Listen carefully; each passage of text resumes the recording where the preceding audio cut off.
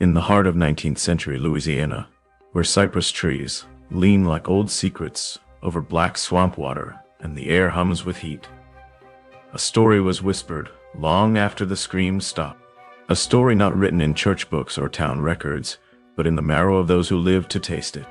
It's about two sisters, polite, graceful, generous, who served kindness by the pound and something else by the slab.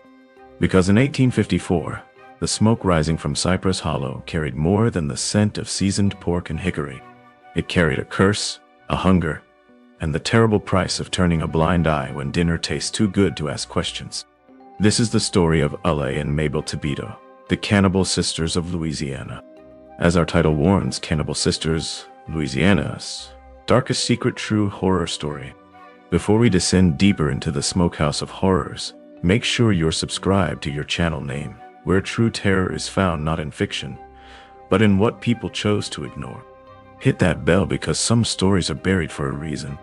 Comment 777 below if you're ready to uncover the shocking truth.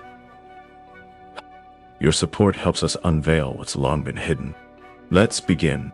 Cypress Hollow was a small farming town in Georgia, where life was hard, hunting harder. But meat never ran dry thanks to the Tibito Smokehouse, owned by sisters Ulay and Mabel. Ulay, sharp-eyed and graceful Mabel, soft-spoken, with a ribbon in her hair and blood beneath her fingernails. The town loved them. When hogs were lost to fever, the sisters sent smoked brisket. When floods came, they brought stew. In winter, when deer vanished, the Tibito sisters kept everyone fed. No one asked where it came from. The sisters claimed a trapper cousin supplied them. People wondered, but hunger taught them to ignore. The smokehouse, behind their cottage, was always locked, except on smoke days. Thick, black fog gushed from its chimney, carrying a scent of peppercorn, garlic, and a faint, metallic note. Most ignored it. Only Father Henri, the new priest, flinched. Inside their cottage, the sisters lived like ladies. Fine lace, a piano, a grandfather clock. No men visited. No livestock was seen. No one was invited to their shed. But strangers came, hunters, tradesmen, drifters. The sisters offered tea and warm meals. These strangers never left. A merchant from New Orleans, a trapper from Arkansas, his cart found empty. Excuses were easy. He took the river, she ran off. The town didn't investigate. Meat was on the table. Ulay delivered bundles, always smiling, polite. Mabel stayed home, apron stained red. Children called her the quiet butcher. The smoke rose, black as ink, and Cypress Hollow ate. Always ate. Unseen, beneath the smokehouse floor, a hidden trapdoor led to a room with hooks, rusted restraints, and a journal. Names in red chalk, dates, and chilling notes: tender thighs, slow bleed, young, clean, little waist. The sisters had a gift for flavor. Old family secret. Ulay would smile. The town chewed slowly, but no one asked where the bones went. Hunger teaches what to ignore. Gratitude, fed by warm flesh, became collective denial. But Cypress Hollow would soon learn the smoke rose from sins too tender to burn. By midsummer 1854, Cypress Hollow thrived, inexplicably. While neighbors starved, meat graced every table. Juicy, tender, perfect. No cows, no pigs, no deer. Hunters returned empty-handed. Yet, ribs, loins, chops were served, courtesy of the Tibito sisters.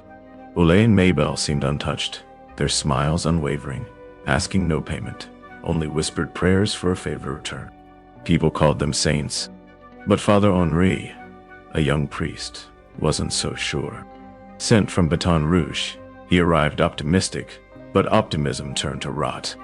The town was polite, but too quiet, too blind. They didn't ask about vanished strangers. Henri reviewed his registry: 6 missing travelers, all last seen at the Tibitos. A merchant, a fur trapper, a mute boy, a pregnant woman. All arrived but never departed. His unease deepened. The sisters never bought livestock. Their chimney puffed daily. One Sunday, Mabel brought smoked ribs. Children ran, women clapped, men licked fingers. No one questioned the origin. Henri sat on church steps, realizing the meat was a bribe. Next day, Ole brought honeyed meat slices for the congregation. Henri stared, searching for a crack in her elegant composure. He accepted the tray, but buried it in the church garden, trembling. Something was profoundly wrong. The town didn't want truth. The meat was too good. The sisters too generous. Hunger too familiar. Next step, Henri knew, needed proof. Proof he hoped he'd never find. But soon, a child would go missing. There's a reason children stay away from the woods. They listen. They see. Jacques Laro, 10, curious, snuck toward the Thibodeau cottage. Had never seen animals on their land, yet always meat. He found a scene in the smokehouse boards. What he saw wasn't an animal. It was a man, bare-chested, hanging upside down, carved open. A bucket filled slowly with thick, dark liquid. The room was silent. Jacques stumbled back, choking on a scream. He ran home, babbling about bodies, smoke, blood. His father, half-drunk, cuffed him. Ain't no one likes a liar. But Jacques insisted. By dawn he was gone. Bed empty, shoes by the door. No sound. The town whispered he ran away or got lost. Only Father Henri believed otherwise. Trembling, he reviewed his registry. Another name. Another disappearance. He asked Jacques' father, did he say where he saw the body? Behind the smokehouse, the father whispered. Henri saw the chimney exhaling. Thick, black, smug. That night, Henri prayed. He knew he had to act. Next morning, the sisters handed out meat. Ole smiled. Mabel hummed. Henri approached. About the boy, he said. Jacques, show, has gone. He said he saw something behind your home. Ole's expression flickered. Troubled child, she replied smoothly. They invent stories. Mabel stood silent. The sisters knew he suspected. He knew they were watching. 2 days later, Jacques' satchel was found near the smokehouse, half buried in mud. Inside a slingshot, a toy soldier, a strip of blood-stained linen. The sheriff dismissed it. Henri said nothing. He stared at his candle, praying for a boy whose only mistake was looking too closely. Still, the smoke rose. Still, the town ate. Still. No one asked why the sisters never wept when children vanished. Because once you taste something too rich to forget, you'll do anything to keep your appetite from remembering what it cost. No one saw Father Henri on the morning he broke into the Thibodeau house. The swamp air was thick. The sisters were at market. Henri entered their cottage, silent as a graveyard. The parlor smelled of lavender and smoked meat. He found a leather-bound journal. The first page, this is not for God to read. This is not for guilt. This is only for remembering. Each page a name, a date, a note. Emma Stolberg, April 1847. Bitter, too old, kept screaming. Hilda Ross, July 1849. Fat content ideal. Slight illness before but didn't matter. Josiah Pine, May 1850. Dissyhofen. Strong flavor, took longer to soften. Worth it. Baby G, January 1851. Daughter would not stop crying. Waste of brine. The ink was clear. Every entry, a real person. And the last page, Jacques Laro, September 1854. Curious, too lean but sweet and quiet, didn't struggle much. Henri slammed the book shut. He could barely breathe. He hid the journal and left. That night, he watched her slice peaches, knife moving rhythmically. Her voice hummed. When she smiled, he forced a smile back. But her eyes had changed. He dreamed of bones, a red apron, a voice whispering, don't ask about before. By the 3rd month of marriage, Warner noticed the silence about Itami's past. She avoided her history. No family memories, no school tales. Warner, gentle, finally asked, did your folks pass a long time ago? She said softly, they all died. No, she ain't died. Not again, I'm shouting. The Lord took them one by one. Her voice didn't tremble, but her eyes did. He was sorry. That was the last time she mentioned them. Miss Della Overstreet, the preacher's wife, remembered Itamae as a girl. Her eyes, the white gloves after that business with the barn in 1935. She remembered a night when the farmhouse windows glowed, and she heard screaming. They were dying. She whispered to Warner. No funerals. They just vanished. Warner stared at the ceiling. He remembered the strange name scratched in the cellar.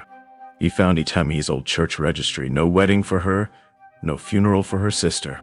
He watched her garden, especially a moist, rich patch under a magnolia she never touched.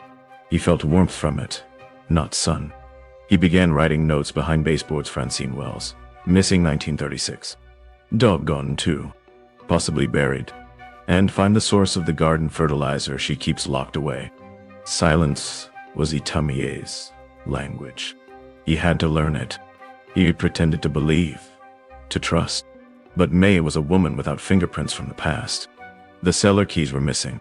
He woke at night to find her staring, measuring. It started with a photograph, a 1932 school portrait. Warner found it at the library. 10 girls. Itamie Langley, composed, still. Beside her, Francine Wells, smiling, bright-eyed. Her name was listed below. Warner checked the town census. Francine Wells, 1930, age 10. 1940 disappearance. No marriage, no death. That night, he asked Itamie about Francine. She hesitated, a flicker of calculation in her eye. She moved up north, she said smoothly. Married some doctor. Warner tilted his head. Anyone hear from her? Itamie sighed. Always restless. Didn't belong here. Her smile looked carved. The next day, Warner found Mr. Harold Tubbins, the postman. Francine Wells, Harold muttered. Pretty girl, smart. No sign. Just stopped showing up. Her dog, Buck, howled for 3 days, then vanished. Warner walked home slowly, seeing the town like a faded map. He watched Itamie. Her answers were always ready. Her silences were deliberate. He wondered what else she had buried. Days later, Jacques' satchel was found, bloodstained. The sheriff dismissed it. Henri said nothing. He buried the package, the smell rising with the fog. The smokehouse chimney was darker. Even the townsfolk looked up. Harvest came late. The Tibito sisters prepared their feast. Stew, dark, rich. Maybelle, pale lips curled. Henri refused to eat. He thought of the journal, the bones. Jacques buttoned. The truth was bare, but truth meant nothing without witnesses. Then it happened. A woman shrieked, confused. A button in her stew. Old Celeste button. Henri stepped forward. This is not beef, he said. The music stopped. The stew isn't from any animal. It's from someone who walked among us. Someone we failed. Ole smiled. Father, the heat's gotten to you. I've seen your ledger, he replied. I've read the names. People stared. Faces darkened. Not with rage, but disbelief. You'll accuse 2 women who fed this town? The mayor asked. Henri looked around. No one stood beside him. They didn't want to believe. To admit the meat's truth was to admit they'd eaten it. Once you know the taste of sin, you either cleanse yourself or drown in denial. Henri walked away. The feast resumed, cautious, quiet. That night, Henri knelt in the chapel, whispering names from the journal. Amos, Hilda, Josiah, Baby G, Jacques. He wept. Their bones are not just beneath Cypress Hollow. They are beneath our hearts, and we let them rot there. Some stories die with the fire, but not this one. The flames that consumed the Tibito smokehouse in 1854 may have devoured the flesh, walls, and secrets, but they did not destroy what lingered in the mouths of those who feasted. They did not burn away the shame. In the weeks that followed, Cypress Hollow became a town of whispers. Laughter vanished. Spoons quieted. Dogs fell silent near the ruins. No meat tasted the same. Everyone wondered. Father Henri stayed just long enough for 11 burials. Simple crosses in an unblessed field. He kept no journal, gave no final sermon. He simply walked into the mist, carrying his Bible and a weight no man should carry. But Henri couldn't outrun the story. Wherever he went, people found him, not by name, but by a presence, an unease like wood smoke. Head rent rooms, stay a few nights. Someone would dream smoked meat, a child's voice, a cellar door. Boarding house owners would find him screaming names they didn't know. He wouldn't explain. He'd leave by morning. Towns whispered a cursed priest. He doesn't age much. Don't eat if he blesses your table. The food tastes familiar. Cypress Hollow withered. Vines overtook the road. The chapel closed. The smokehouse ruins fenced off. The sheriff moved. The market dried. The last child born cried for a week. Never opened his eyes. Map makers erased it. But those who lived there remembered, carrying it like a second tongue, twitching when meat hit the pan, recoiling when smoke rose thick. In private, many confessed to Father Henri, "I liked it." One whispered, "I didn't know, but I liked it." Another, "I still dream of her, Ole. She's holding a plate and smiling. Sometimes I miss the taste." The lantern flickered. Warner stood outside his porch. He hadn't planned, just knew he couldn't wait. He saw her step into the doorway. Bare hands now. Her eyes shimmered. She looked the same, but he knew her sweetness had teeth. "I know," he said, raw. "I know what you did." Ole tilted her head. "You went into the cellar. You left me no choice." She walked onto the porch. "I did it out of love. To keep them with me." "They didn't leave," he growled. "You took them, and I never let them go." He staggered back. Her right hand, hidden, held a small blade. "Put it down, Itami." She moved closer. "You don't understand. I thought you'd be like the rest. But you brought quiet, stillness. I wasn't going to hurt you. I started to love you too much." He shook his head. "You wrote I needed aging. That's not love. We age wine, seasoned meat. It makes it better. I just wanted you to be ready. Perfect. Like the rest." She took another step, the blade visible. "I would have made something beautiful with you. Tender, honest." He stopped moving. The woman he loved, confessing a crime like a lullaby. She stepped off the stair. "I can let you go," she said. "But you'll never be whole because you'll always wonder, what if I had stayed?" "I don't want to be loved by you," Warner muttered. "If it means ending up in a jar." Itame laughed. "Not a jar. You'd be something special. Shared at the harvest table. People would remember your name." He saw the glint in her eyes shift. This wasn't a conversation. It was the final tasting. He ran. Past the shed, down the creek.